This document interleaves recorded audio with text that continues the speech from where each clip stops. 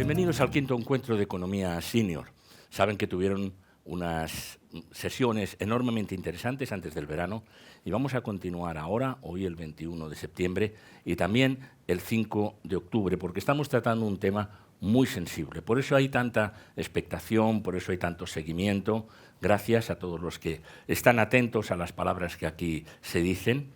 Gracias a los medios de comunicación que reprodujeron en noticiarios, en telediarios, reprodujeron, por ejemplo, declaraciones del ministro José Luis Escrivá, que estuvieron aquí precisamente en este encuentro, y también, por supuesto, gracias a los coorganizadores, a CaixaBank, a la Empresa Nacional de Innovación, ENISA, a Atencia y a Senior Economy Forum.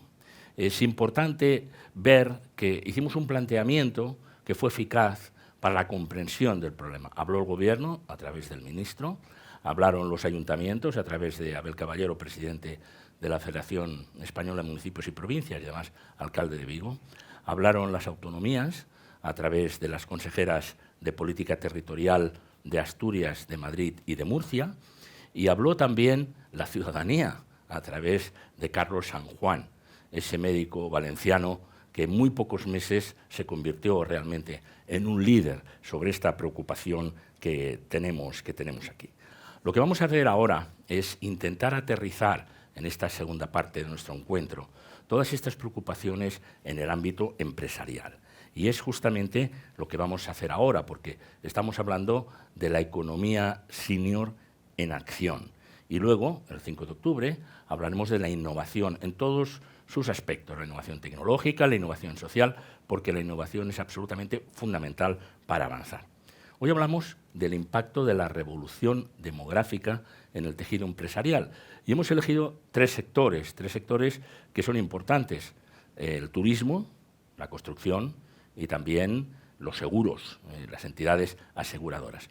Y tenemos destacados representantes de estos sectores para hablar aquí. Les vamos a dar la bienvenida. Está con nosotros Pilar González de Frutos. ¿Cómo está?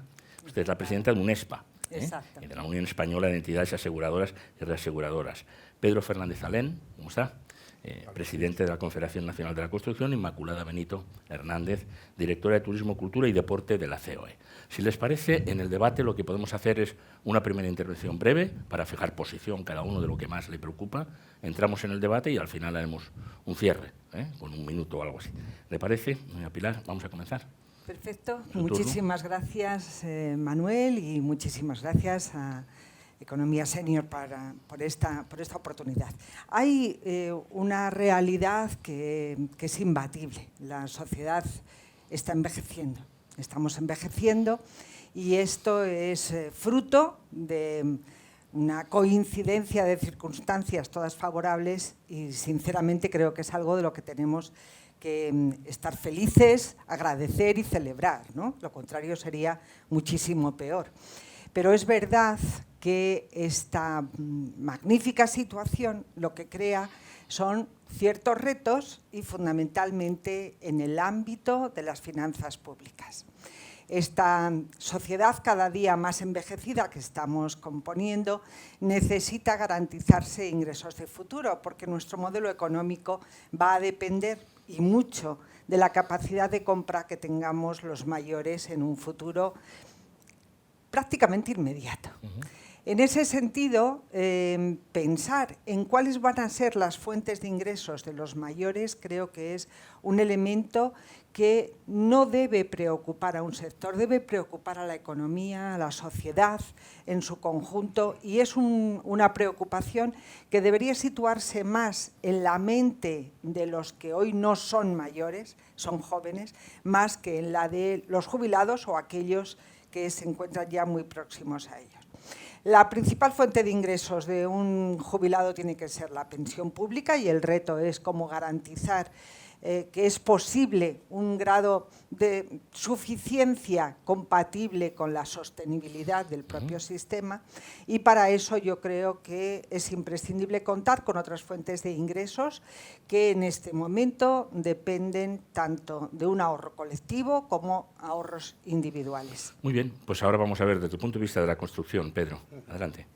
Vamos a ver, tal y como decía Pilar, está envejeciendo la población. El mejor momento de plantar un árbol fue hace 20 años, el segundo mejor momento es ahora.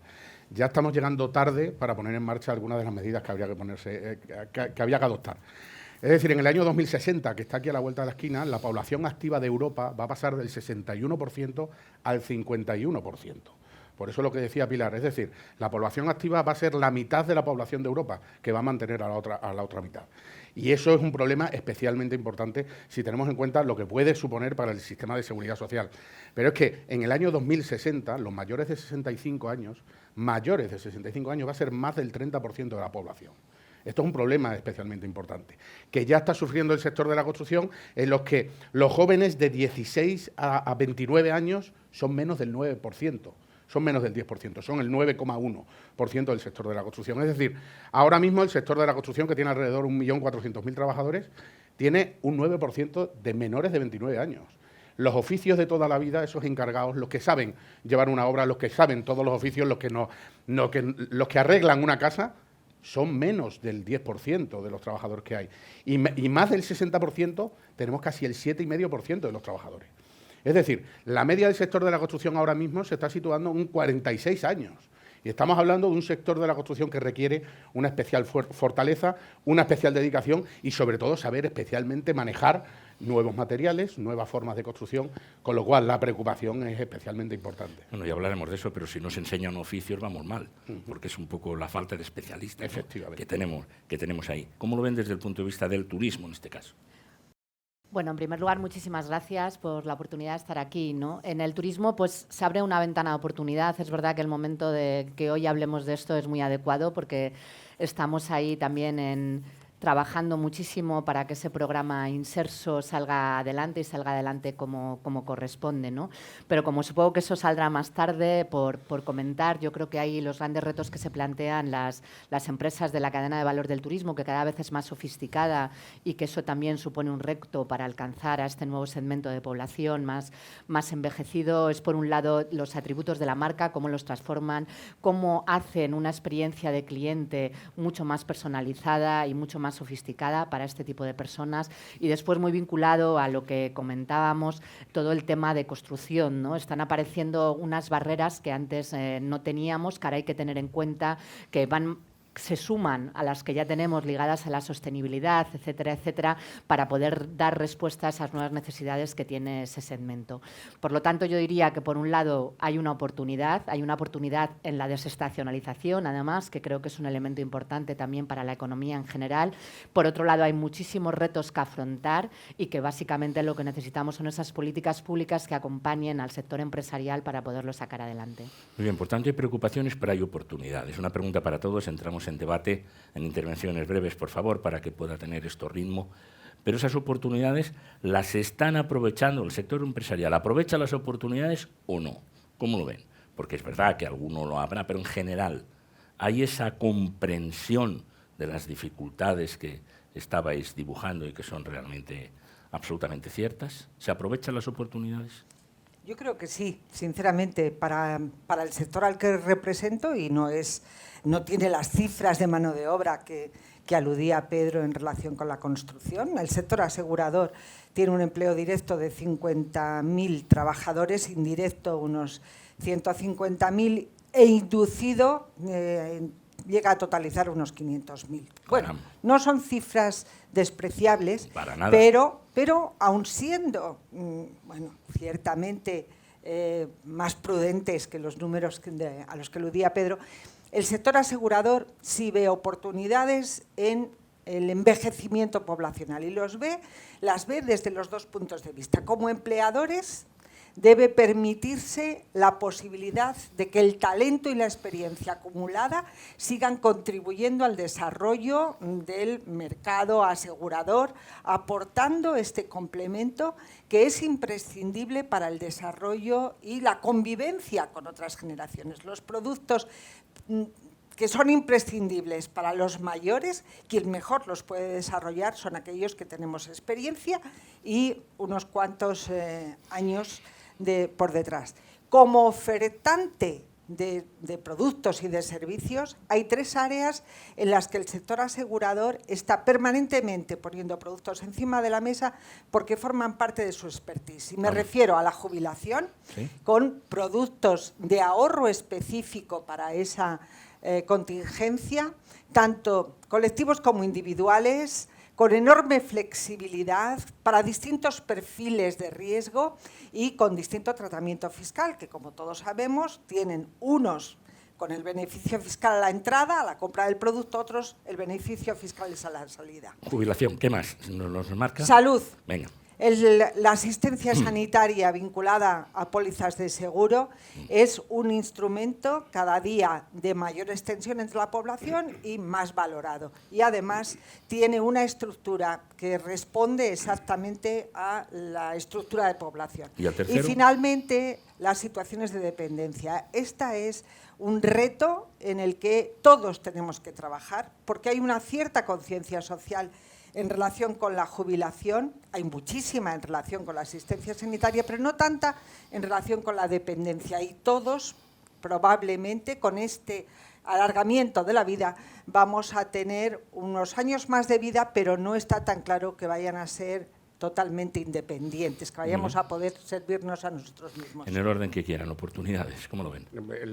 El sector de la construcción busca utilizar esa experiencia que tienen los trabajadores de más edad para poder transmitírselo a los jóvenes. Hay que tener en cuenta que en el sector de la construcción nos encontramos, por una parte, las clásicas actividades, los clásicos oficios que siguen siendo necesarios, el jefe de obra, el albañil, el encargado, el encofrador, pero por otro lado tenemos las nuevas formas y las nuevas técnicas constructivas. La reforma y rehabilitación urbana tiene nuevos materiales, nuevas formas de construir, nuevas formas de energía, de optimización energética, y ahí se requieren mucho las nuevas tecnologías. Tema de realidad aumentada, tecnología BIM. Ahora se construye un edificio en un ordenador y lo que se hace en el centro de trabajo considerado obra es trasladar lo que se hace en el ordenador a la obra. Ese conocimiento es importante y lo que debemos hacer ahora, yo creo que la obligación que tenemos los que estamos ahora en responsabilidades es montar ese puente para poder transmitir la experiencia a las nuevas generaciones. Y yo creo que eso es lo importante. Tenemos que hacer atractivos los diferentes sectores a los jóvenes, porque no puede ser que tengamos un desempleo cercano al 30% de menores de 29 años. No puede ser. Un drama. Hay sectores productivos que necesitamos mano de obra y no tenemos a menores de 29 años, que no sabemos qué están haciendo. Eso por un lado. Y en segundo lugar, tenemos a los grandes trabajadores de España que han levantado el país en su momento, que esa experiencia no se puede ir perdiendo. Y hay sectores especialmente doloridos con este problema, como puede ser la construcción, además de la docencia, el sector sanitario o el sector de los servicios sociales, que están especialmente cargados de trabajadores senior y que no tienen una transmisión de la experiencia a los jóvenes. Bueno, coincidiendo con lo que comentábamos sobre el talento, este año hemos leído todos la falta de profesionales que tiene el sector turístico y que ha tenido en sus diferentes modalidades, y una parte es por esa gran jubilación, a veces anticipada y a veces no, que se ha sucedido en las plantillas, ¿no? Entonces eso también es una constante dentro del sector turístico, ese equilibrio que comentábamos de experiencia con unir nuevas opciones o nuevas capacidades que se necesitan en este momento para hacer frente a los retos del mercado, eso también lo tenemos presente.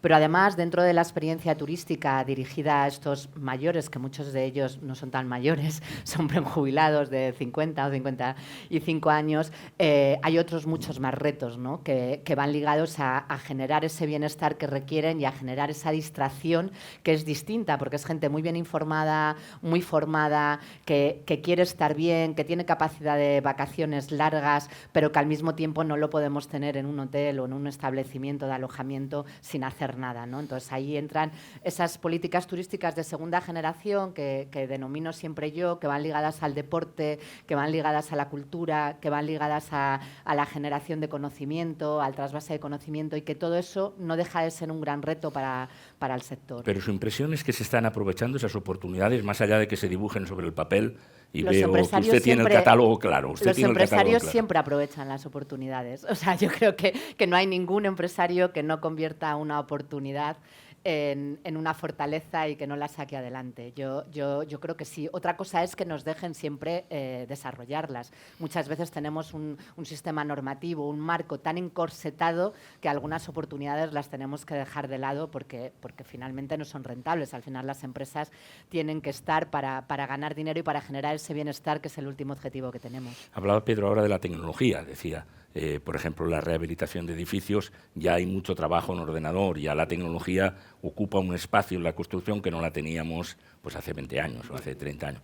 En el resto de sectores, y de nuevo en el suyo, ¿la tecnología juega un papel fundamental en esto? ¿En turismo, en seguros o en otras áreas? La sofisticación de la cadena, perdonadme que me he tirado aquí, la sofisticación de la cadena de valor del turismo es una realidad y sobre todo en la parte de compra, ¿no? Toda la experiencia de compra, eso hoy por hoy desde luego está...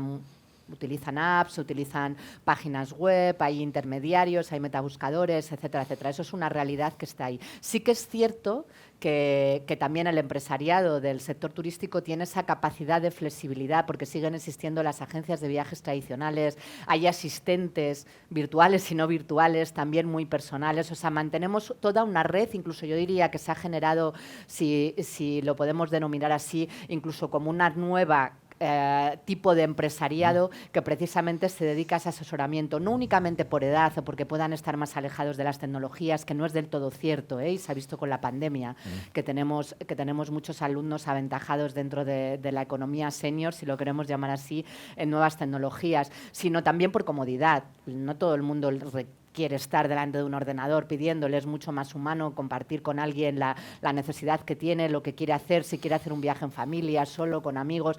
Entonces, todo eso se está haciendo. Por eso digo que las oportunidades siempre se aprovechan, porque, oye, te pongo a tu disposición todas las tecnologías que existen, pero además tienes a Mari Carmen que te va a llamar cuando tú quieras, como quieras, y le cuentas lo que necesitas. Modelo híbrido. Modelo híbrido, sí. Adelante. En seguros hay dos aspectos vinculados a la tecnología que cada día están siendo más utilizados. Uno son los wearables, que permiten efectivamente un registro de actividad física, de forma de vida y a través de ello medidas de prevención, que siempre son un abaratamiento del coste del riesgo de seguro personal que uno tiene cubierto, y esto cada día va más vinculado a la fijación del precio de las coberturas. Y el segundo aspecto es la teleasistencia, el que se pueda hacer compatible la independencia de una persona viviendo en su domicilio con el hecho de estar vigilado, ayudado y disponible una asistencia personalizada en cuanto que sea necesaria. Los dos están contribuyendo mucho. Muy bien. Pedro, estaba hablando de algo muy interesante. Había muy pocos jóvenes, decía, algo así como menos del 10%, en un segmento de edad que antes pues había muchísimas más personas. Pero ¿cómo se hace ese encuentro? Hay una polémica ahí sobre cómo aprovechamos la experiencia por un lado, cómo damos paso a los otros, todas las cuestiones intergeneracionales. ¿Cómo lo ve desde la investigación que hacen ustedes en la patronal que dirige? Pues los datos son espectaculares. No solo en el año 2022 tenemos el 9,1% de menores de 29 años, sino que en el año 2008, que es ahí al lado, ¿sí? Año 2008, teníamos el 25% de trabajadores. ¿Esa caída ha habido? Ha habido una caída de más de 16 puntos en los trabajadores con un desempleo juvenil como lo tenemos. ¿Y qué le ocurre al empresario? El empresario siempre quiere tener un trabajador con experiencia cuando hay que manejar una maquinaria o se está llevando la construcción de una infraestructura especialmente grande, se quiere gente con experiencia. Es decir, no me gustan los anglicismos, esto de silverización de la economía no me gusta. Yo diría la economía de plata o la economía platino, que tenemos, Cervantes lo diría de otra forma, que estamos aquí siempre. Por eso, esos trabajadores plata que tienen las empresas de la construcción, que tienen el pelo canoso y que son los que valen, los que saben trabajar toda la vida, son los que tienen que enseñar a los nuevos jóvenes. El problema se nos está creando cuando esos jóvenes no se incorporan al mercado de trabajo. ¿Por qué no se incorporan? Porque alguno dirá, ¿es que no quieren trabajar? Porque si ahí se enfadarán muchos simplemente porque yo haga esta pregunta, pero claro, si hay tantos y tantos miles de jóvenes sin trabajo y hay tanta oferta sin cubrir para jóvenes, ¿dónde está el problema? El problema de verdad. ¿Se les paga poco y entonces no les vale la pena ir? Pregunto. No se paga poco, porque el pagar a un trabajador depende pregunto, de la productividad. ¿Pero qué es lo que sucede para esa cuestión tan crucial? Seguramente lo que nos está ocurriendo en España es que tenemos los mejores chefs del mundo, pero no tenemos quien recoja la judía verde y se la lleva a la cocina. Es decir, nos hemos centrado en una formación y una cualificación de trabajadores, a lo mejor en algunas determinadas franjas que son necesarias, pero que están pobladas en esa franja. Y no estamos centrándonos en una franja de población, en unas actividades, en unos oficios que son necesarios porque lo vamos a necesitar todo. Es decir, la persona que cuida al enfermo o la persona que te busca y que te atiende cuando tienes un problema en un viaje tienen que estar ahí, y nos estamos centrando en solo nuevas tecnologías y nuevas actividades, nuevas profesiones, y nos estamos olvidando de la clásica, que siempre va a ser necesaria. Es decir, el general es importante, pero el sargento también. Y aquí yo creo que entre al sector de la construcción, que en su momento pues estaba mal visto, pues se le ha dejado de lado, y en otros sectores productivos en los que se ha primado más la comodidad que otras cuestiones. Resulta sorprendente, por ejemplo, cómo el Consejo Económico y Social de España elaboró un informe hace poco, de hecho se publicó en el año 2018-2019, que es sumamente interesante, que te está hablando de que los jóvenes ahora los hay que ni estudian, ni trabajan, ni buscan trabajo. Y esa es una franja que es importante tener en cuenta. O sea, no era ni, sino ni, 3 veces. Claro, y el problema que centraba el Consejo Económico y Social decía, tenemos un problema, porque el que no estudia lo podemos poner a estudiar, el que no busca trabajo le podemos dar un trabajo, pero el que no quiere buscar trabajo tenemos un problema. Y eso lo conjugamos con jóvenes que no quieren puesto de trabajo, no quieren horario, y lo único que te quieren decir es, dime cuándo tienes que tener el trabajo que yo te lo doy, y esto no analizaba el Consejo Económico y Social. Tenemos que buscar una fluidez entre lo que es el trabajo tradicional y estas nuevas formas de trabajo que están presentes ya. Es decir, tú déjame que el día que tú quieras lo tienes, y yo veré si lo hago por la mañana, por la noche, en mi casa o en la cafetería. Y eso ahora es una realidad. Y eso se demuestra con las cifras. Pasar del 25 y pico % de menores de 29 espectacular, a pasar a un 9% en el sector de la construcción es algo preocupante. ¿Y son conscientes realmente en los sectores empresariales, déjeme decir, y en los sectores políticos y en los sectores mediáticos, de que ahí tenemos un problema enquistado muy serio? Una generación, podría ser una generación perdida. O sea, una generación en la que durante mucho tiempo no ha cotizado, y cuando le llega el momento de la jubilación no va a tener ese tiempo cotizado o no va a tener ese rodaje que tenemos que tener todos los que queremos llegar a una feliz jubilación. Y ahí ese problema se nos va a trasladar a un problema, ahora que puede ser un problema económico, un problema empresarial, se va a convertir en un problema social de aquí a 25 o 30 años. Pues habría que hacer pedagogía sobre la cuestión, ¿verdad? Sí, incluso contarle a estos jóvenes cómo va a ser después en proyección, cuál es la situación. Yo para el sector de la construcción lo que siempre digo, lo que hay que hacer es poner simuladores y poner maquinaria, y se darán cuenta que lo que hacen con la PlayStation lo pueden hacer perfectamente en realidad. Es decir, las grandes obras que se están haciendo en Madrid solo hay que verlas. Es decir, las personas que están manejando la grúa en una instalación deportiva muy cerca de donde estamos ahora, esos son absolutos neurocirujanos en una obra de construcción. Porque con un paseo de la Castellana pasando por medio y una persona manejando esas grúas de ese tamaño son absolutos neurocirujanos. El ver a esos profesionales son los que hacen que te apasiones con una carrera. Y yo creo que lo que tenemos que hacer desde los sectores productivos es acercar más lo que se hace en los sectores productivos a los jóvenes que realmente no sienten esa fuerza de ponerse a trabajar lo antes posible. Y con carácter general yo creo que deberíamos como sociedad facilitar un tránsito más suave entre el trabajar y no trabajar. Es decir, la incorporación al mundo laboral también es una opción de sí o no. No hay tantas posibilidades de compatibilizar la última época de estudios con primeras experiencias profesionales, laborales. Es como binario, sí o no. Y en la salida pasa más o menos lo mismo. O te jubilas o continúas. El miércoles termino, fiesta, adiós. Exacto, claro, pero eso yo creo que en la realidad de hoy no se acomoda ni a lo que quieren las empresas ni a lo que quieren muchos trabajadores, que prefieren o preferirían efectivamente tomar una decisión más adaptada a sus necesidades. Sí, una transición más suave, ¿no? Para eso necesitamos que también las estructuras regulatorias el derecho laboral, los condicionamientos que las empresas tienen sean mucho más flexibilizados que en la actualidad. Bien, yo tengo la impresión, desde mi punto de vista del sector que yo trabajo, el sector mediático, que al final todo ese problema de fondo está reclamando también un problema de comunicación muy importante, porque no estamos bien informados. Ni se informa, por ejemplo, tampoco a las personas que eligen las carreras. El otro día vino una persona, un familiar muy lejano, dijo: tú me recomendaste ser médico en vez de periodista porque estaba dudando. Bueno, pues es que sé que faltan médicos y sé que hay un exceso de periodistas. Es decir, el que está eligiendo una carrera tampoco le dicen exactamente aquí hay un nicho y te están reclamando, porque faltan enfermeras, faltan médicos. Y en cambio hay otras profesiones, pues que otros estudios, que va a ser muy difícil la empleabilidad, o será en condiciones muy precarias. Todo eso es un problema de información.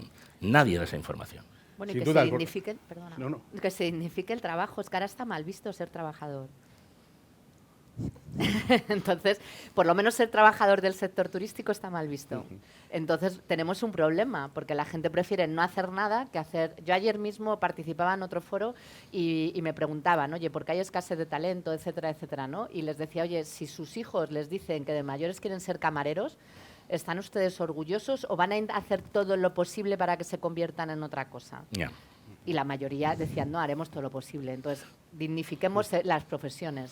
Sí, y hay un problema importante de comunicación. Es decir, el sector sanitario no es el sector del bisturí. Pues el sector de la construcción es el sector del ladrillo, que es un material que se utiliza, pero que en muchísimas construcciones no se utiliza.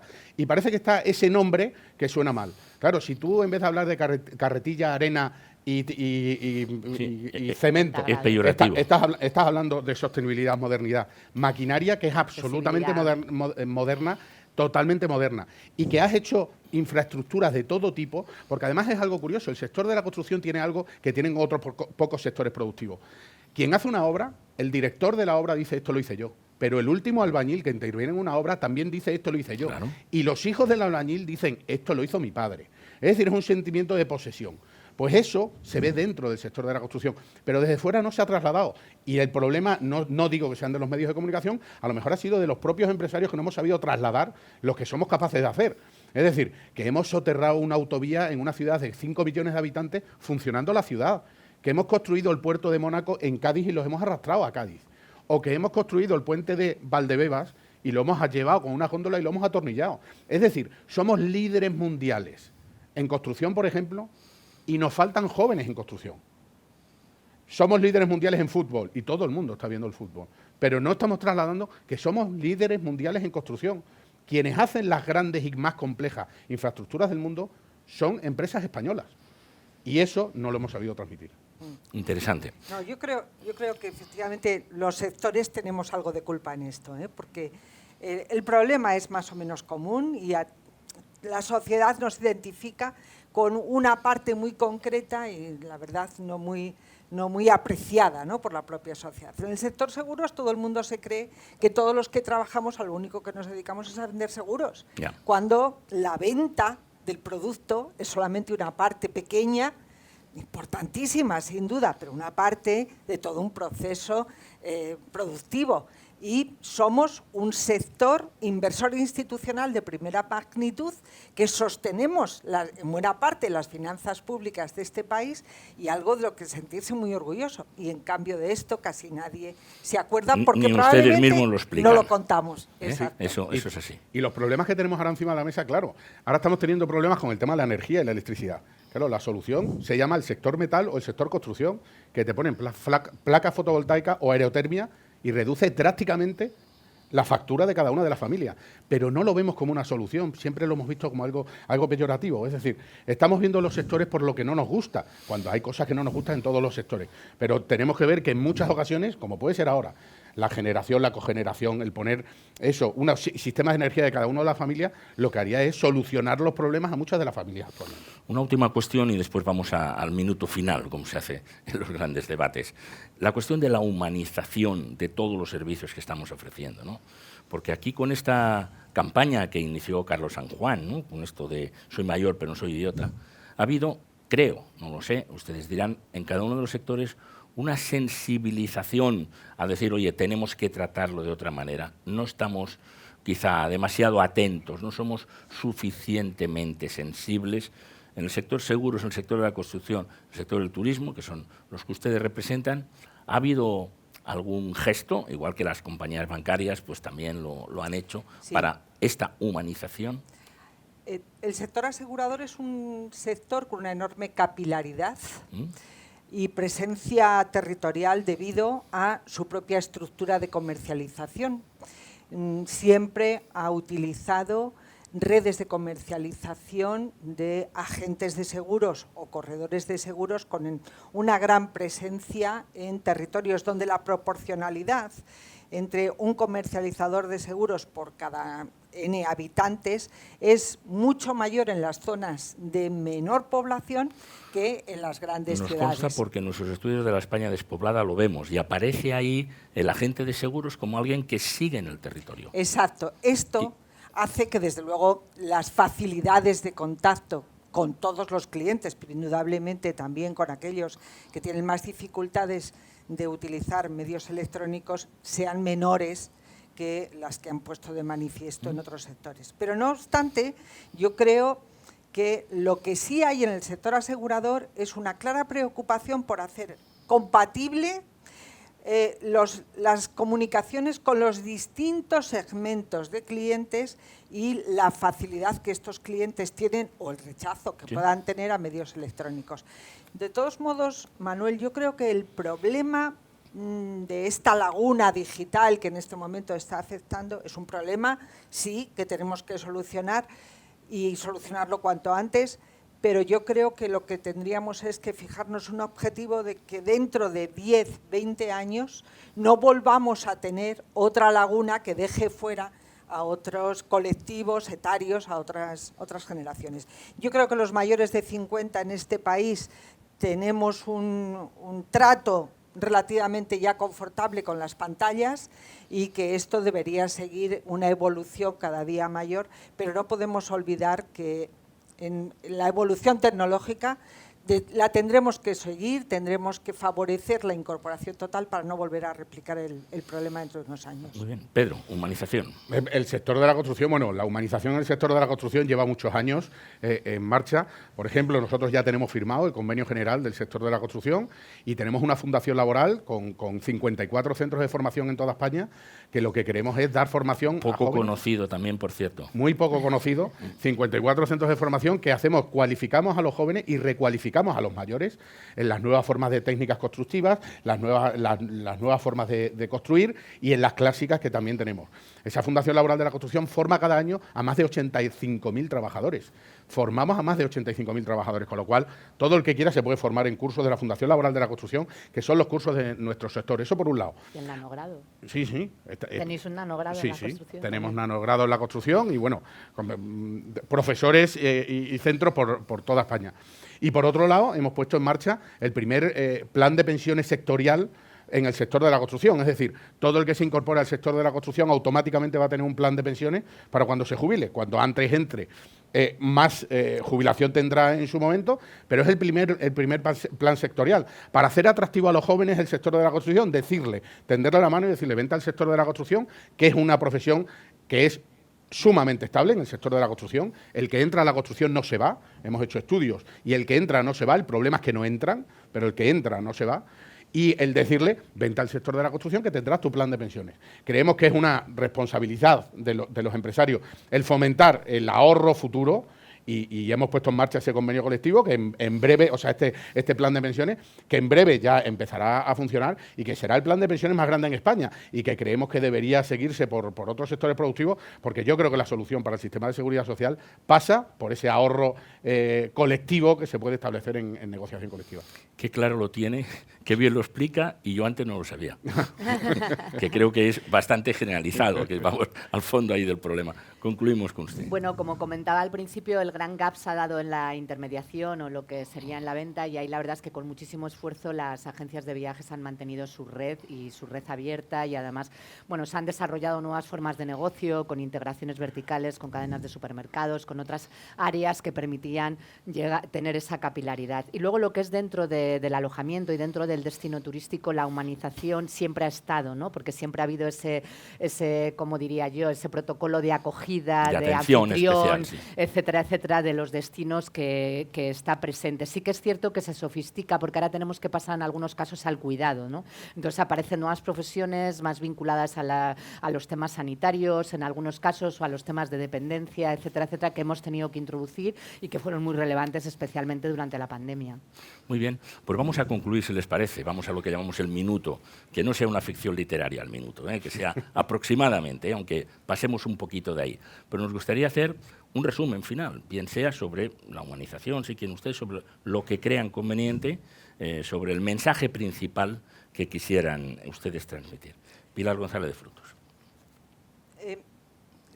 El envejecimiento de la población es una feliz noticia, impone retos, y esos retos, en nuestra opinión, se solucionan mejor desde la colaboración público-privada.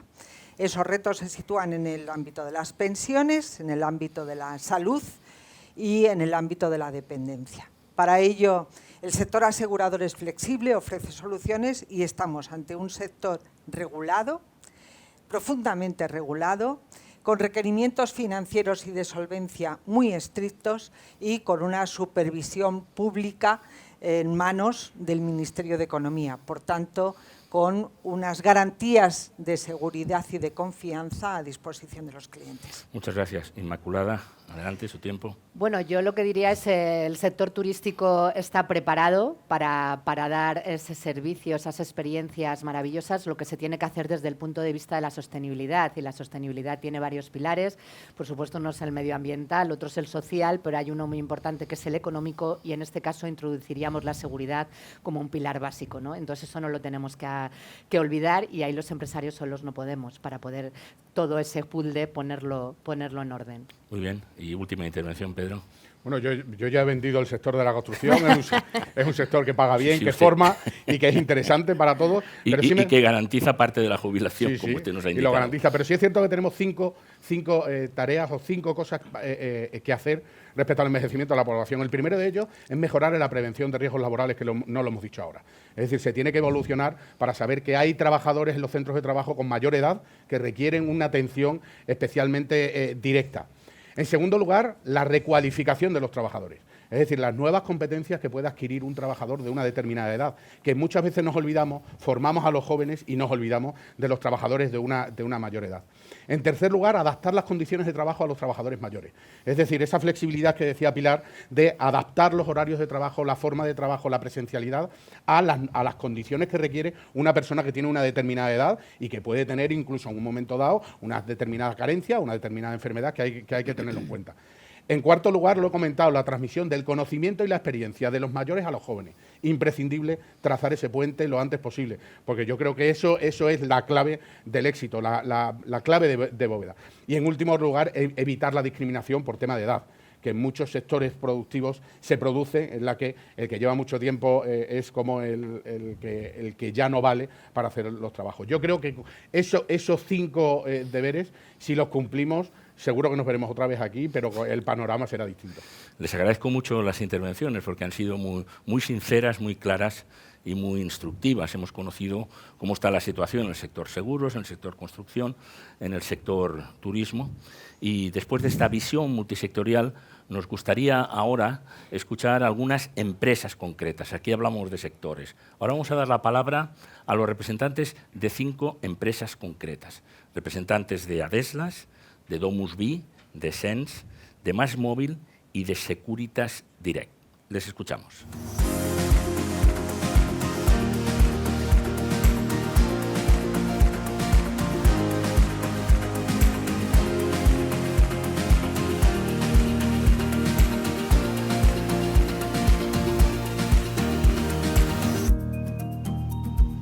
Buenos días. Al igual que sucede en otros países avanzados, nuestra sociedad está teniendo un proceso de envejecimiento creciente. Actualmente, ya el 20,1% de nuestra población tiene más de 64 años y se espera que en el año 2050 la población de mayores duplique a la de niños en nuestro país.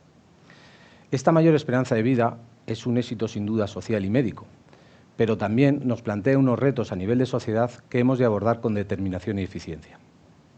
Dado que este segmento de población cada vez va a requerir mayores servicios y recursos sanitarios y sociosanitarios. Como ejemplo, decir que aproximadamente el 70% de la población de más de 65 años padece algún tipo de enfermedad crónica, en ocasiones de manera aislada, o lo que es más frecuente, según avanza la edad, combinadas entre sí. Necesitamos, por tanto, comprender que las soluciones que tenemos que abordar tienen que ir de la mano de la provisión pública y privada, ya que, como se ha demostrado en la época de pandemia, la colaboración pública-privada bien entendida mejora la eficiencia de los recursos necesarios para atender las necesidades sanitarias de nuestra población.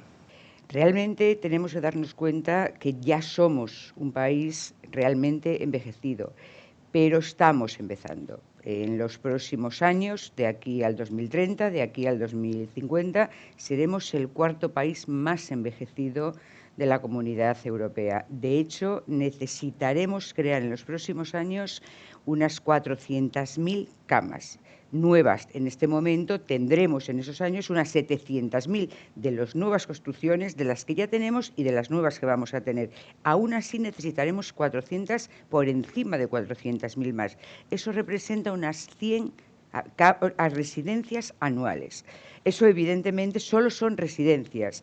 ¿Qué estamos detectando? Que realmente va a haber un cambio de mayores, de residentes. O sea, ahora tenemos todavía, estamos con los mayores de la guerra y posguerra española, con unas necesidades distintas a los que vienen. No nos olvidemos que pronto llegará el baby boom, con una mente ya con la digitalización, una mente ya con otras necesidades y con otras peticiones distintas. Estamos detectando que eso realmente ya va a venir. La gente quiere estar más tiempo en su casa. Realmente la residencia siempre va a estar ahí, pero va a ser el final.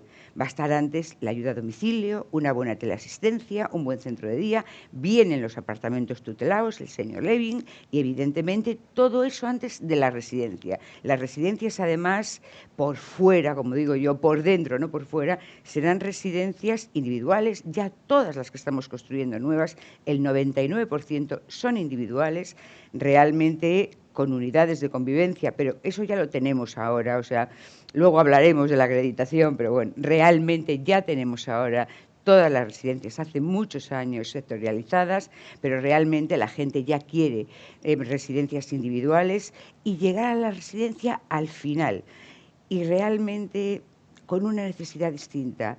Van a ser mucho, cuando llegan al final, van a llegar mucho más dependientes, van a buscar una gran calidad de vida y entraremos en el sistema sociosanitario, en la realidad de residencias más crónicas que las que tenemos ahora, más medicalizadas, sin llegar nunca a ser hospitales. Al final somos la casa del mayor, pero sí que estamos de verdad viendo que hay una necesidad distinta en los próximos mayores que vienen, una necesidad real, que tampoco nos engañemos, que va a ser próxima, van a ser en los próximos 10 años.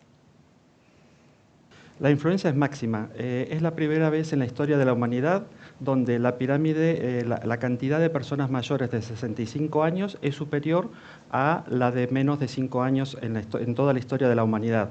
Esto nos indica de que la pirámide se ha invertido y hay una cantidad de población mayor superior en los últimos años. Esto también viene aparejado con una mejor calidad de vida y las personas también desean envejecer en su propio hogar, donde manteniendo una calidad de vida, un bienestar y de forma autónoma, ¿sí? Esto también es lo que se denomina el tsunami gris, donde hay una cantidad de población activa mayor de 65 años que quiere vivir en forma independiente y autónoma en su hogar, pero al mismo tiempo tienen que estar protegidos porque quieren envejecer en su propio hogar. Y para eso la tecnología nos está ayudando mucho en este sentido para que las personas se sientan protegidas y al mismo tiempo sean autónomas en su día a día. El mercado senior es un mercado en continuo crecimiento y cada vez detectamos más necesidades que tienen que ver con la prestación de la tranquilidad, del apoyo a las personas mayores, del entretenimiento. En ese sentido, Senior Telecom es una compañía del grupo MásMóvil orientada a la prestación de servicios a compañías especializadas en el segmento senior. No llegamos directamente al usuario final, sino a través de empresas especializadas en el sector que utilizan nuestra tecnología. Hemos detectado, en cuanto a necesidades principales de parte de estas compañías, la de tener un socio para la selección e implementación de las tecnologías de conectividad más adecuadas, de manera de poder implementar sus servicios. También la búsqueda de soluciones completas, que en muchos casos integran dispositivos, sean tablets, sean móviles, relojes, sensores, smart TVs, elementos para monitorización de la salud, y además que el socio se implique no solamente en la parte tecnológica, sino también en los procesos operativos, desde la logística, la instalación, la puesta en servicio y también la postventa. Detectamos de parte de estas empresas la necesidad de poder incorporar su propia propuesta de servicios profesionales como parte de la solución, y a la vez la de poder integrar también a otros prestadores definidos por ellos mismos. Finalmente, por último, estas compañías aspiran a tener soluciones personalizadas, soluciones que les permitan ofrecer soluciones segmentadas a cada uno de sus objetivos de clientes. Actualmente todos sabemos cuál es la pirámide poblacional, ¿no? La hemos visto millones de veces en todos los gráficos, hemos oído hablar del baby boom y sabemos perfectamente que estamos en una población que cada vez está más envejecida.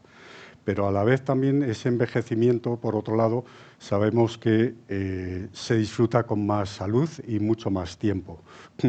Esto ha hecho que se creen nuevos segmentos de población en los cuales el conocimiento de las tecnologías, el conocimiento de la digitalización cada vez es mayor, ¿no?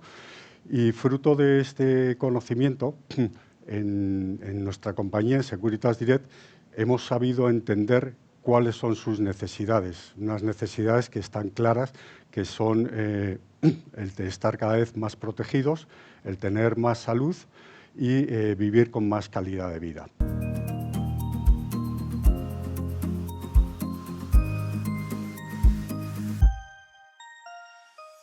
Nuestra compañía tiene una clarísima orientación hacia el cliente y es muy sensible hacia las nuevas demandas que detecta. Como líderes, estamos siempre dispuestos a innovar en favor de nuestros clientes y hemos sido pioneros en el mercado comercializando soluciones aseguradoras específicas para este segmento de población, minimizando las barreras que impedían una mayor penetración en el seguro de salud en estos perfiles, como es la valoración del riesgo o unas primas más ajustadas. Por eso lanzamos ya hace unos años un producto que se llama Desla Senior, que es un producto de vanguardia específicamente diseñado para este target de población, con una cobertura muy completa, tanto en la parte ambulatoria como hospitalaria, prestada por nuestro cuadro médico. Este nuevo producto incorpora nuevas soluciones digitales que le facilitan la experiencia de salud y la accesibilidad, y con un servicio diferencial de acompañamiento a través de un médico asesor personal, donde el cliente puede acudir ante cualquier necesidad de salud para su resolución y guiado a lo largo del proceso asistencial, y que también puede ofrecerle planes preventivos y de salud personalizados de manera proactiva, ayudándole a mantenerse siempre en el mejor estado de salud posible. Por todo esto, como compañía líder en salud, entendemos que tenemos la obligación con nuestros mayores de ofrecer una serie de servicios y productos que no solo le ayuden a mejorar su atención sanitaria, sino que le mejoren también su calidad de vida. Al bienestar de los mayores ya contribuimos hoy. Creemos que nuestros mayores tienen que ser felices. Y felices no es estar sentados en una silla viendo la televisión. Al final, que Dios me perdone, eso es un aparcamiento de mayores. Felices es tener movilidad, tener actividades, tener ejercicio, tener una sonrisa diaria de los trabajadores. Nosotros donde más invertimos es en formación y en profesionalidad, que esas personas los cuiden con empatía, con confianza, les den de verdad calidad de vida, bienestar social, para que tengan esa felicidad. Invertimos en innovación, tenemos a las SNUCE maravillosas para las personas que las necesitan, que al final por ellas pasan todos los mayores, las gafas dinámicas para que realmente viajen a donde quieren viajar, les hacemos los talleres de memoria para que vivan cuando vivían, pues cuando eran niños, o lo que quieren vivir, o un país que conozcan, o sea, les damos mucha movilidad y realmente ya estamos pensando en el futuro que hablábamos antes. Todas las residencias que estamos construyendo ya son distintas, son la generación del baby boom, el futuro de la geriatría del siglo XXI, residencias totalmente individuales con grandes jardines que realmente se puedan pasar, urbanas. La residencia tiene que ser urbana, que el mayor además pueda salir a la calle, no tienen que estar en los montes, tienen que estar en la calle, tienen que tener vida, tienen que tener alma, y esa alma que la ponen los profesionales, esa alma que la pone el primer ladrillo que ponemos en la construcción, ya tiene que tener el alma de hacer a un mayor feliz, y gracias a eso, eso es lo que hace que el mayor sea feliz, y eso ya lo estamos haciendo y nos hace feliz pensar cada día en cómo mejorar cada día más la felicidad de nuestros mayores. Bueno, en Essence Smart Care nos basamos en dos pilares fundamentales. Por un lado es el cuidado y la protección de las personas mayores y por otro lado es el fuerte espíritu innovador de nuestra compañía.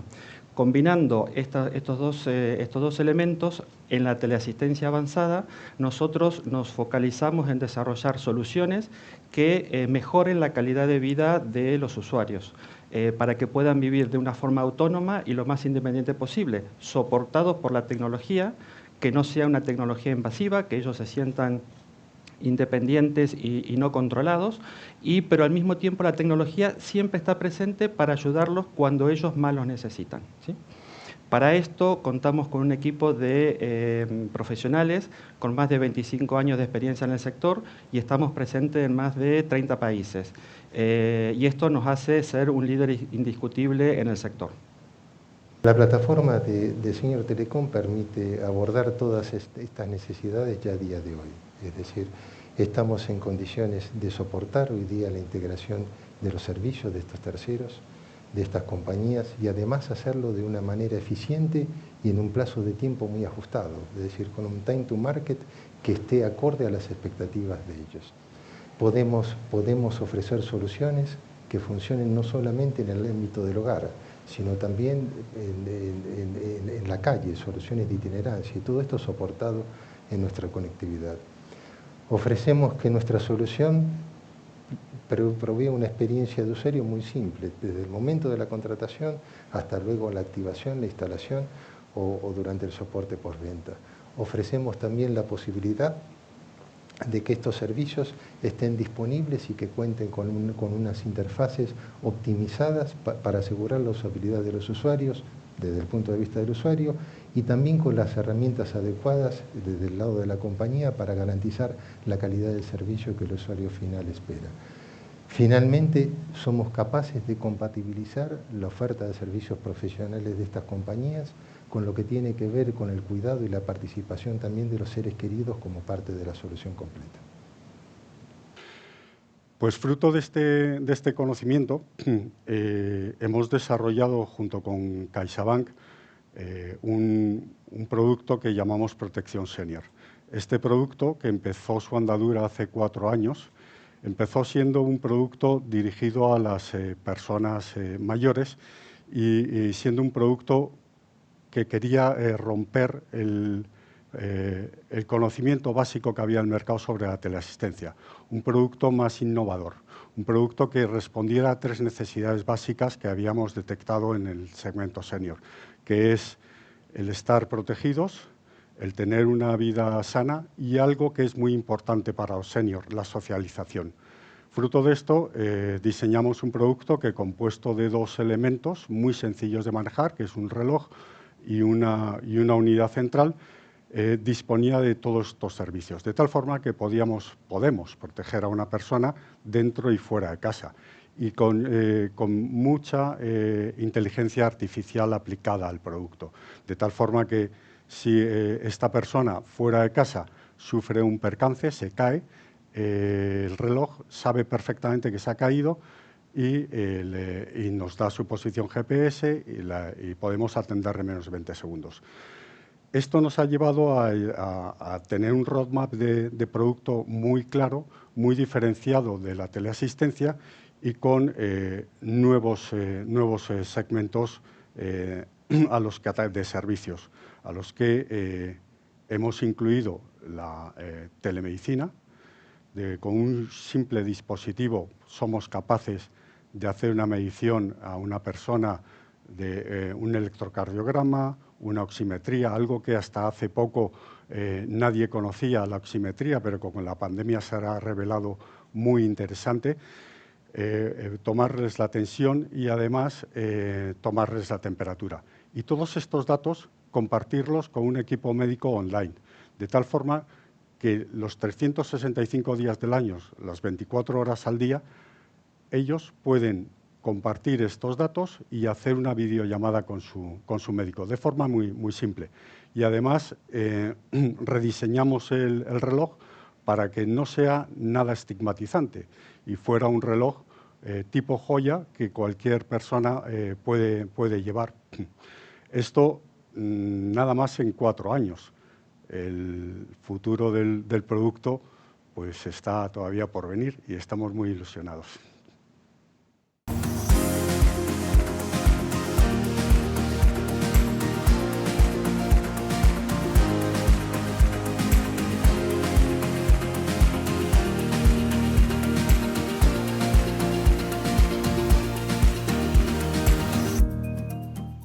Continuamos con la sesión de la economía senior en acción.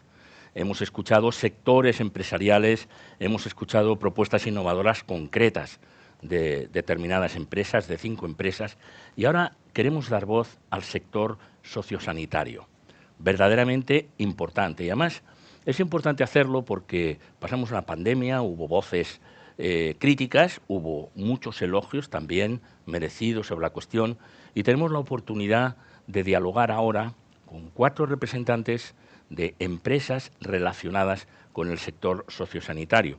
Nos acompaña Josefina Fernández, ¿cómo está? Usted es la presidenta de DomusVi, está Natalia Roldán con nosotros.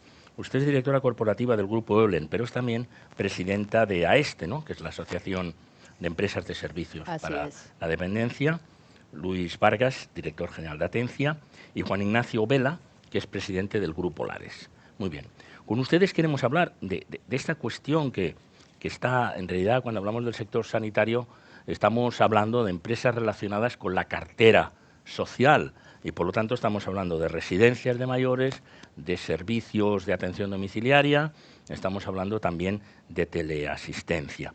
Por lo tanto, lo que quiero plantearles es, primero, como técnica del debate, una primera intervención de un par de minutos, digamos, para fijar posición, después algunas preguntas y algunos asuntos que podemos comentar y terminaremos con un minuto final. Así que, si le parece, Josefina, vamos con esos 2 primeros minutos de fijar posición. Adelante. Yo, la verdad, que lo primero que quiero decir es dar la enhorabuena a Benigno por esta iniciativa. Me parece brillante hacer esta iniciativa de la economía senior y, sobre todo, que haya un bloque para las empresas del sector. Dicho esto, sí que quiero decir que realmente estamos en un momento convulso en el sector. Estamos en un momento convulso, en un momento donde a mí en estos 2 minutos me gustaría decir que ha pasado una pandemia. Esa pandemia nos ha puesto visibles, éramos invisibles y ahora somos visibles para la sociedad. Y eso nos tiene que dar la fuerza necesaria para que el sector sea un sector relevante, un sector de verdad y que nuestros mayores, que al final son nuestro objetivo, en teleasistencia, en ayuda a domicilio, en centros de día, en residencia, en apartamentos tutelados, en el servicio que quieran, porque ellos son los que eligen el servicio, estén orgullosos de nosotros, que somos sus cuidadores. Creo que ahora es nuestro momento para que ellos estén orgullosos de nosotros. Para mí, esos son mis minutos. No, es verdad, pero muy interesante eso de que antes era un sector invisible. Ahora es un sector visible y, por lo tanto, tenemos que precisar, con las críticas correspondientes, pero también con la realidad positiva que efectivamente está ahí. Natalia Roldán, puede comenzar, ¿cómo lo ve? Pues que estamos en el sector con el futuro más cierto que existe en este país. Sí, y es verdad. Es verdad, creo que es innegable, ¿no? En la actualidad, los 9 millones de personas mayores de 65 años que se representan en el año 35, que está a la vuelta de la esquina, pasarán o pasaremos a ser ya 12 millones, que es el 25% de la población.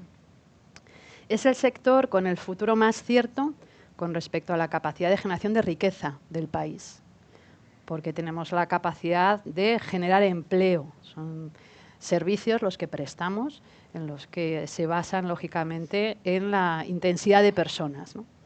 Y la generación de empleo genera, a su vez, una mayor riqueza, una mayor recaudación, vía cotización, seguridad social, IRPF, impuesto de sociedades, IVA, es decir, retorna la inversión que se quiere hacer en el ámbito de lo social. Y, por último, es el sector que requiere sí o sí de un pacto de Estado para que realmente esté por encima de los cambios políticos, de los idearios políticos, de las agendas que no permiten hacer cambios en profundidad necesarios para realmente avanzar. Por eso encuentros como este, y en este quinto encuentro de Economía Senior, es pues una oportunidad para hacer llegar estos mensajes a la sociedad civil y que seamos todos conscientes del potencial que tiene este sector. Pero muy interesante, Natalia, que plantee usted la necesidad de un pacto de Estado. Por lo tanto, de eso también vamos a hablar, y es cuestión de construir el camino hacia ese pacto de Estado, y coloquios como este, desde luego, ayudan, qué duda cabe. Luis Vargas es director general de Atencia. Su tiempo. No, pues redundar también en lo que comentaba Natalia. Es verdad que estamos en un momento de un cambio sociodemográfico brutal, que no es de ahora, que ya lleva unos años ocurriendo. En el año 1900 éramos 1 millón los habitantes en España que teníamos más de 65 años. Ahora somos 10 millones, hemos multiplicado por 10 los que tenemos o vamos a tener más de 65 años, y seremos 15 millones en el 2030. Entonces, estamos en un momento de cambio tremendo, y el sector sociosanitario, entendiendo sociosanitario por lo sanitario, lo social, y para determinados perfiles sociosanitarios que requieren una atención paralela, social y sanitaria, pues está trabajando en este cambio. El sanitario en el cambio del modelo de agudos a crónicos que tanto se habla, y el social, el hito, vino con la Ley de Promoción de la Autonomía y la Atención a la Dependencia del 2006, ya lleva 16 años, entre cuyos servicios, lógicamente, estaba las residencias, también los centros de día, servicios de ayuda a domicilio y la teleasistencia, entre los servicios que se prestaban. Por tanto, como sociedad, yo creo, estamos trabajando en este cambio, se están haciendo los cambios oportunos, lo estamos haciendo entre todos, el sanitario en el cambio de agudos a crónicos, el social, la ley de dependencia, un gran hito, pero tenemos retos tremendos que espero que podamos abordar en este debate, y que tenemos que plantear cómo estamos abordando este cambio, yo creo que con optimismo entre todos, ¿no? La impresión de, cuando estamos conversando aquí, es que esto lo teníamos ordenado, ¿no?, con el Pacto de Toledo, pero la revolución demográfica es la que ha agitado la situación, la que ha disparado todas esas previsiones y la que nos hace... estamos ante un sector cierto, decía Natalia, pero también hay mucha incertidumbre de cómo lo vamos a afrontar y cómo lo vamos a gestionar. Saludamos y le damos la palabra a Juan Ignacio Vela.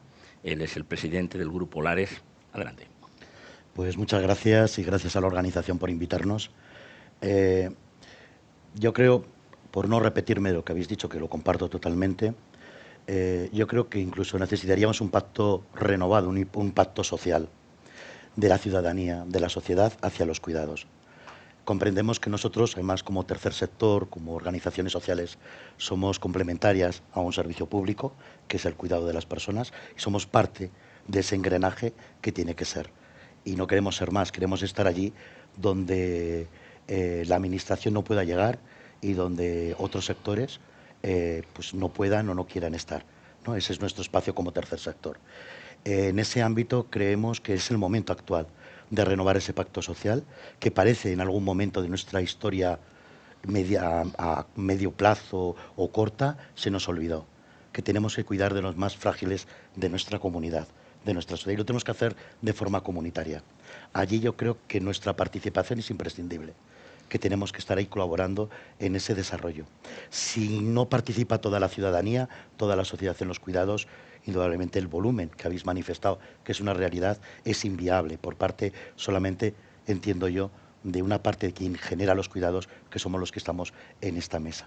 Para nosotros, para el tercer sector, creemos imprescindible que haya una cooperación leal de las administraciones públicas con todos los agentes o con todas las entidades que trabajamos en el sector para poder llevar a cabo esta realidad.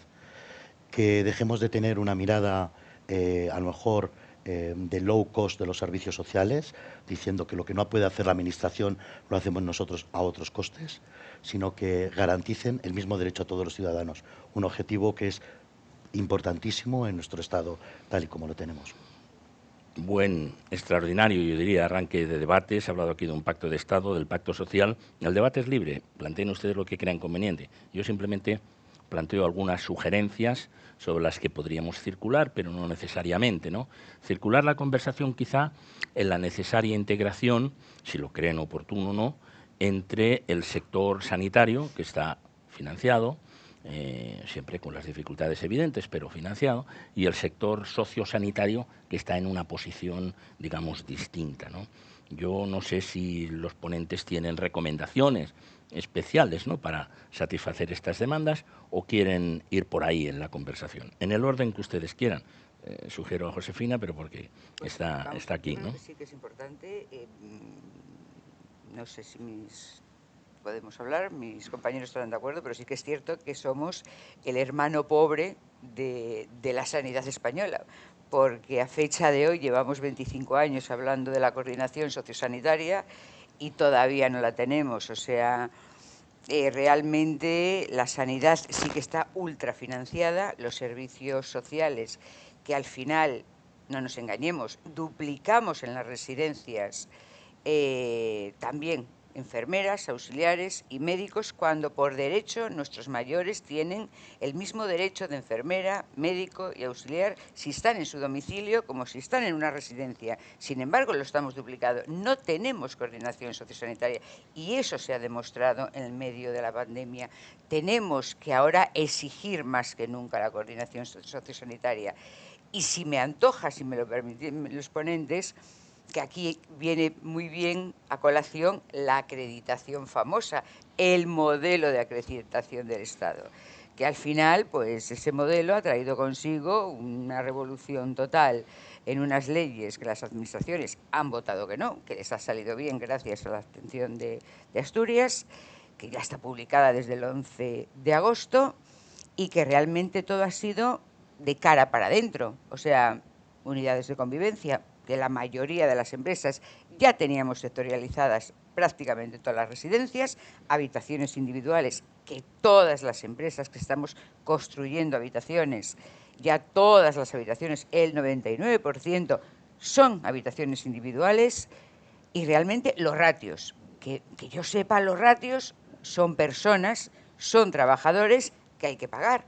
Todos los meses hay que pagarles. No hay memoria económica. Y sin embargo, nadie ha hablado de lo más importante, la coordinación sociosanitaria. Realmente esa financiación que no tenemos, que comentas tú, Manuel, esa financiación que no tenemos. Y esa es una realidad que la necesitamos poner encima de la mesa y que necesitamos urgentemente que se ponga encima de la mesa antes la coordinación sociosanitaria que un modelo de construcción que más o menos ha venido bien dado, que más o menos lo estamos haciendo bien y que realmente todos somos conscientes que la geriatría, como decía antes Natalia, con el envejecimiento que ya se nos pone para el año 30, para el año 50, que llegamos a 16 millones de personas mayores de 65 años, pues van a tener otro tipo de necesidades que ya nos estamos adelantando. Habla usted del modelo de acreditación. Y déjenme leer el título del modelo de acreditación, porque yo cuando preparaba esto me quedé impresionado. Fíjense en esto, voy a leerlo porque es imposible aprendérselo. Se llama Acuerdos sobre criterios comunes de acreditación y calidad de los centros y servicios del Sistema para la Autonomía y Atención a la Dependencia, paréntesis, SAAD. Son 23 palabras, que no está mal, ¿eh? No está mal. Pero, sin embargo, seguimos sin coordinación sociosanitaria. Sin embargo, no tenemos coordinación sociosanitaria. El que quiera puede intervenir. Adelante. Pues por destacar un par de temas, uno de ellos profundizar, como bien decía Chefi, ¿no? Hablar de modelo y de cambio interno sin hablar de los cambios necesarios hacia el exterior es no avanzar. Es decir, un acuerdo de acreditación que no tiene en cuenta las necesidades de las personas hacia afuera de los recursos sociales no es avanzar, es simplemente hacer un incremento o llevar un incremento de costes a los servicios sin una memoria económica que los haga sostenibles, con lo cual la presión económica acabará recayendo en las familias, en el propio usuario final, como mucho en las comunidades autónomas. Eso por un lado. Y por otro, como veníamos hablando también de esa parte de coordinación y de las financiaciones, cómo están desequilibradas, se da la paradoja que si pensamos que a mayor porcentaje, como es el caso actual, de un 7%, casi un 8% del PIB, que se invierte en sanidad y apenas llegamos al 1%, creo que estamos en un 0,7 todavía, en el ámbito de dependencia, curiosamente, todo lo que se invierta en sanidad va a provocar que haya mayores tasas de envejecimiento, mayor cronicidad, y no se está destinando dinero a la parte de los cuidados que requiere luego esa parte que sí vamos a avanzar en sanidad. Juan Ignacio. Pues bueno, estoy totalmente de acuerdo también con todo lo que estáis diciendo. Pienso que es reflejo de una política, que tampoco hay coordinación entre el Ministerio de Servicios Sociales y el de Sanidad. Sería complicado que hiciese esa relación en el ámbito autonómico o en el ámbito luego más presencial de la atención primaria. Yo creo que indudablemente estamos hablando de dos modelos totalmente desiguales, con desequilibrios muy importantes. La salud y los servicios sociales lo habéis manifestado presupuestariamente y no presupuestariamente, o sea, el tema de cualquier tema, ¿no?, que podamos hacer, incluso de inscripción o de asignación de recursos, etcétera, no los tiene. Para mí es una pieza clave, igual que habéis comentado, esa coordinación marcada en los derechos del ciudadano que tiene, que también lo habéis marcado, derechos constitucionales, derechos humanos, de que la sanidad es universal, gratuita para todos. Y tiene que estar prestada, a nuestro entender como LARES, por la Administración. No podemos ir hacia atrás y ahora que nuestros centros den esa atención sanitaria, como a veces se ha intentado por parte de algunos incluir. Creemos que debe de ser los servicios sanitarios los que se incorporen a la red de servicio social que hay marcado y que se equilibren esos presupuestos y esas asignaciones para que sea más igualitario todo el proceso que se está produciendo. Nos preocupa muchísimo también los procesos secundarios que pueden producir esto. Habéis comentado algunos. ¿Como cuáles? Como, por ejemplo, una misma cantidad de dinero, porque poco más se está ampliando de presupuestos generales. Para nosotros, la primera ley de derechos y garantías de las personas no es la ley de la dependencia, es la ley general de presupuestos, de los presupuestos generales del Estado. Si no hay dinero, por muchas otras leyes que hay, que es lo que ha pasado con la ley de la dependencia, no ha habido suficiente dinero, esos derechos no llegan al ciudadano. Como esos presupuestos siguen sin avanzar, creemos que lo que va a generar es mayores bolsas de pobreza entre las personas mayores, que es a lo que nos dedicamos nosotros, el tercer sector, prioritariamente. ¿Por qué? Porque va a haber menos posibilidades de que haya plazas pagadas por la Administración, plazas públicas. Por lo tanto, que ya es una realidad actual. No todas las plazas, hay mucha gente en lista de espera y muchas personas con dificultades de acceso, de la accesibilidad a los servicios sociales. Gentes que viven en nuestras calles, etcétera, etcétera. Otro tipo de colectivos en exclusión social que para nosotros es muy importante. Menos dinero, porque la plaza, naturalmente los costes de plaza hay que elevarlos para llegar a tener esos ratios de personal, implicará menor número de plazas atendidas y quien va a salir más perdiendo, estamos convencidos, como siempre pasa, son los más débiles. Creemos y nos preocupa mucho que haya una consecuencia, un rebote de mayor pobreza, bolsas de pobreza en colectivos de personas mayores en vulnerabilidad. Les quiero preguntar también cómo está afectando la subida del IPC, ¿no? En un sector que es muy intensivo en mano de obra con contratos de larga duración, ¿no? Sin sexados del IPC por ley, pero no sé si quiere Luis sobre este tema o sobre el anterior plantear algo. A ver, no, sobre el tema de la financiación del sector sociosanitario, efectivamente, desde el área sanitaria las cifras están muy claras, ¿no? Hay una visibilidad muy clara en el área sanitaria, 115.000 millones de inversión en el área sanitaria, el 9,5% del Producto Interior Bruto, el 60% va a hospitales, el 15% a atención primaria, todo está muy claro, todo muy bien, muy visto.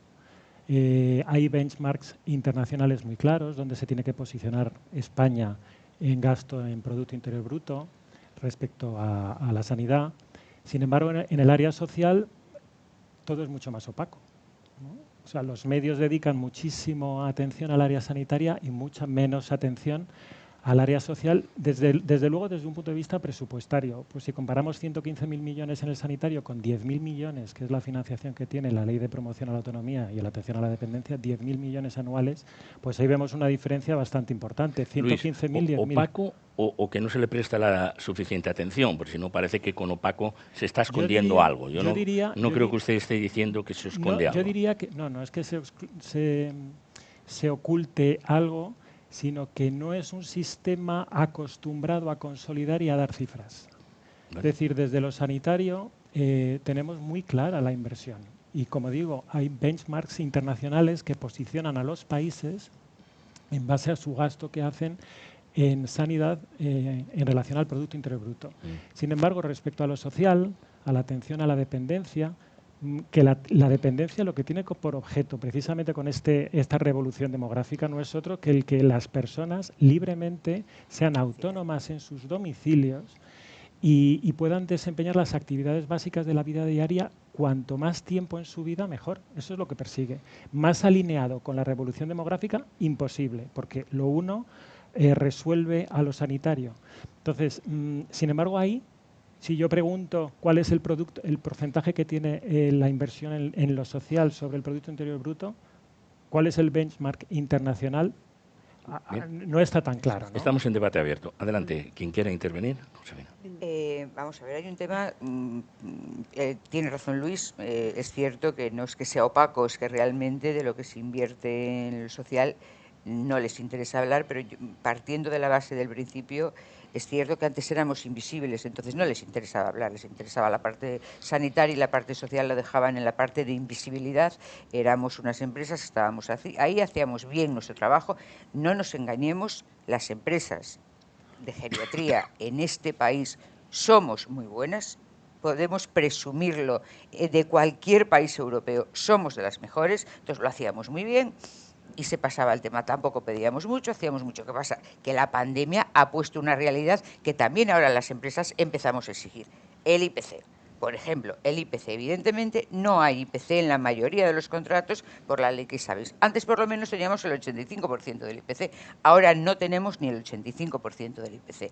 Estamos al amparo de que una administración pública autonómica, que tiene las transferencias, evidentemente, transferidas, nunca mejor dicho, de este tema, como todos sabéis, decida a mediados de año, a finales de año, que bueno, que algo nos merecemos. Pero estamos al amparo de que lo decida. Si no lo decide, tenemos precios, pues desde Asturias, que está en 48 euros, Castilla y León en otros 48 euros, Castilla-La Mancha en otros 48,50, Galicia en 52, al País Vasco, Cataluña, que están en 90 euros. O sea, evidentemente, esa bajada del IPC, nosotros sí pagamos el IPC a los trabajadores. que nadie se engañe. De hecho, estamos en plena negociación de convenio. Sí pagamos el IPC a los trabajadores, pero ni recibimos el IPC, ni se nos ayuda con los suministros, pero bueno, tampoco nos podemos engañar. Tampoco se nos ayudó con la pandemia. Fuimos el único país europeo que no se nos ayudó con la pandemia.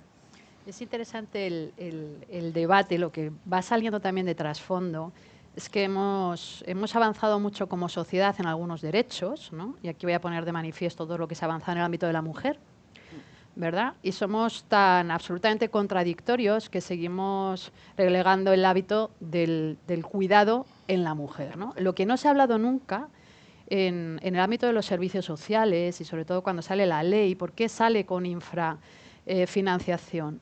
Porque es muy difícil valorar el cuidado en el entorno familiar. En este país se sigue dando por hecho que los cuidados están en el entorno familiar. Cuando la mujer se incorpora al mundo laboral, el impacto en el ámbito de los servicios sociales es brutal, brutal. Pasar de familia extensa a familia nuclear como un indicador de mejora del país tiene un impacto en el ámbito de lo social brutal, porque no hay personas que cuiden en casa. Si creemos que estamos avanzando como sociedad en ese sentido, tenemos que avanzar reconociendo que el ámbito de los cuidados es un ámbito profesional, donde tenemos cabida todos, pero que tiene que tener su reconocimiento económico y social por parte de todos los partidos políticos, por parte de toda la sociedad, por parte de los medios de comunicación y tratarlo con el respeto que merece. Ignacio. Yo creo que lo que subyace de lo que estamos hablando, y me parece que es un tema además clave. De pasión, que subyace mucha pasión, ¿verdad? Apasionados estamos. Para esto se necesita estar apasionado, para estar en este sector.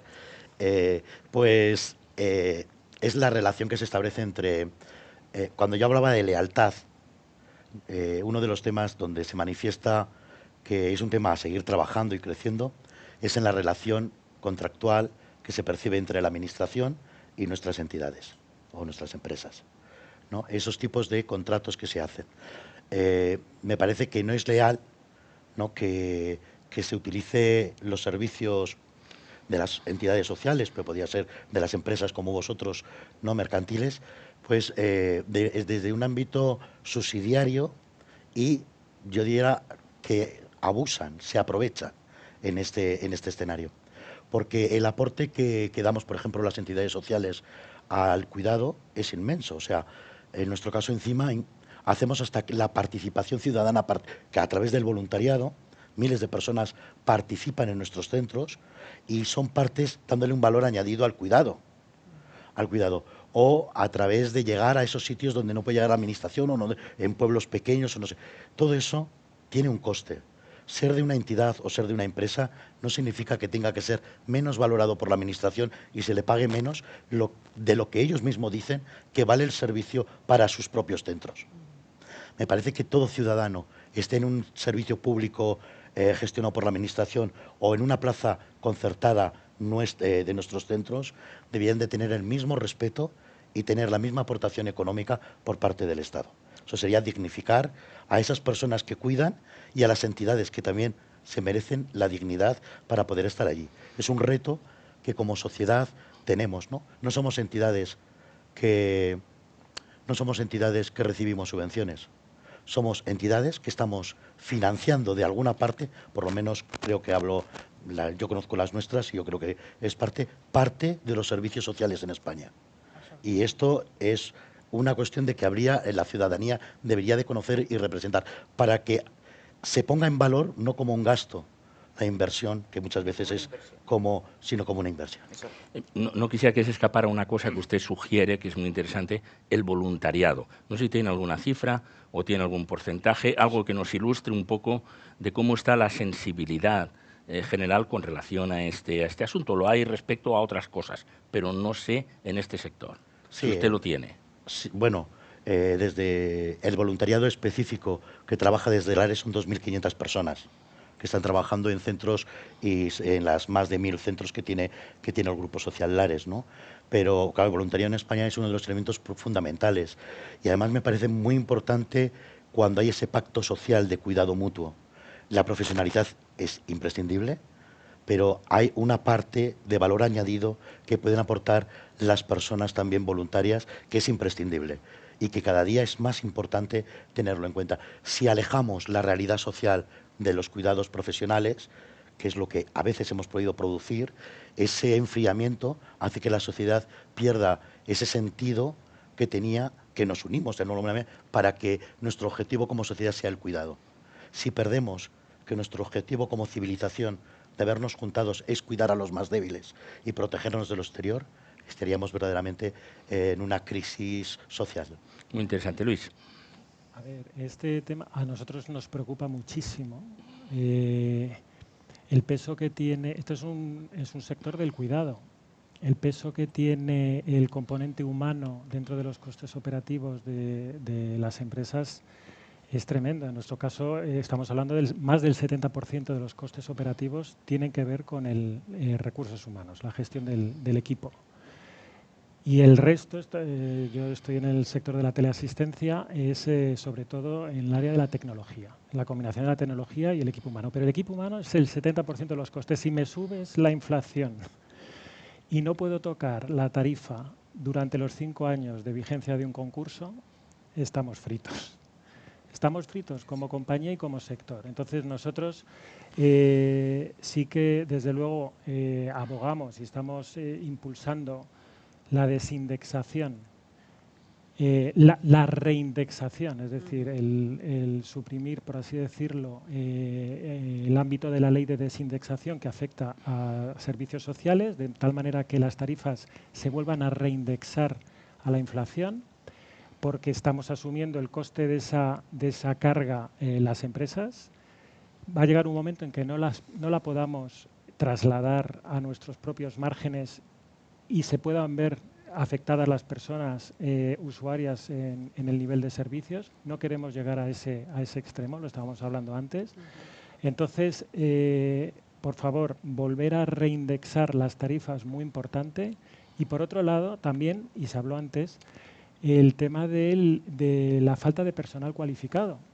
Nos encontramos cada vez más con que el reto sociodemográfico es de tal envergadura que necesitamos un volumen de trabajadores especializados en este sector, en el área de la psicología, terapia ocupacional, trabajadores sociales, muy importante. No puede ser que compitamos las empresas unos con otros, todos, incluso el tercer sector, por captar los profesionales que hay, ¿no? Y no solamente es dentro de lo social, es dentro de lo sanitario. Entre lo sanitario y lo social, el trabajador fluye y tiene un componente, tiene una presión, no solamente por parte del IPC en los costes operativos, sino también de fidelizar a la fuerza laboral, que cada vez es más escasa y más necesaria, ¿no?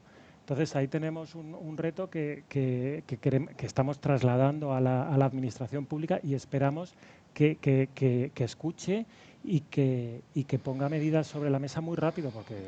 Han hecho ustedes sugerencias claras ya a la Administración, pero pueden reforzarlas si quieren en estos minutos finales, que a cada uno de ustedes, en los titulares que quieran decirnos, le vamos a dar la palabra para que cada uno en un par de minutos o bien pida más cosas a la Administración. Acaban de hacerlo ya prácticamente aquí. Han hablado ustedes también de la necesaria colaboración público-privada y he visto que hay ahí, digamos, un entendimiento muy interesante, muy necesario y sin el cual no podríamos avanzar, ¿no?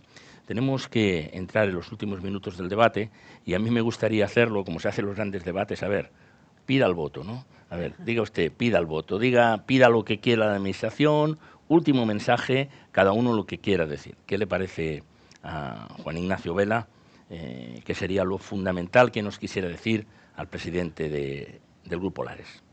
Pues fíjate, yo se lo lanzo a la sociedad en general, no a la Administración. Pienso que la sociedad tiene el gran reto de tomar los cuidados como una prioridad. Es más, como el valor constructivo de la sociedad. La relación que mantenemos hacia el más frágil, en este caso las personas mayores. El reto para nuestra sociedad está claro. Ponerlo en la primera línea de objetivos y de valores en todas nuestras actuaciones, porque creo que es la ciudadanía la que impulsa el cambio en lo político. Y naturalmente la ciudadanía como tal debemos de exigir a nuestros gobernantes los cambios oportunos para que el cuidado sea lo más importante, que no sea la niña pobre de la economía, sino que estén por encima. Yo perdona un segundo, cuando veía yo lo fácil que es subir al 2% del Producto Interior Bruto defensa, porque la OTAN nos lo pide, me preguntaba yo que por qué cuesta tanto subir al 2% el Producto Interior Bruto para ponernos a la par también de Europa en los cuidados a las personas más frágiles.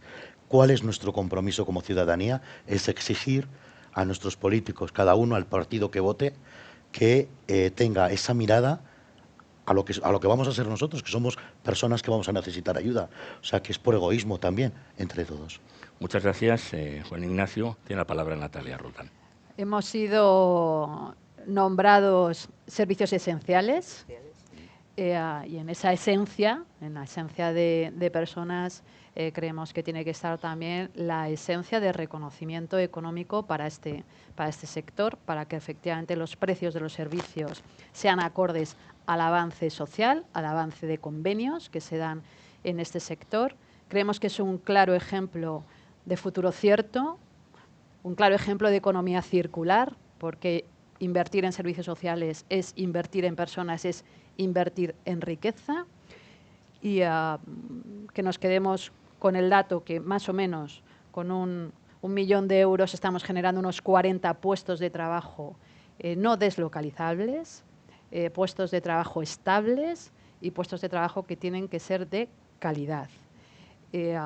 Tan evidente es eso que lo que nos cuesta realmente es encontrar las vías para que tanto sociedad civil como agendas políticas lo tengan en mente hasta el punto de poder lograr ese pacto de Estado del que hablábamos antes. Muy bien. Luis Vargas, su tiempo y concluimos. Pues el sector del cuidado de los mayores está en un momento ahora de revolución.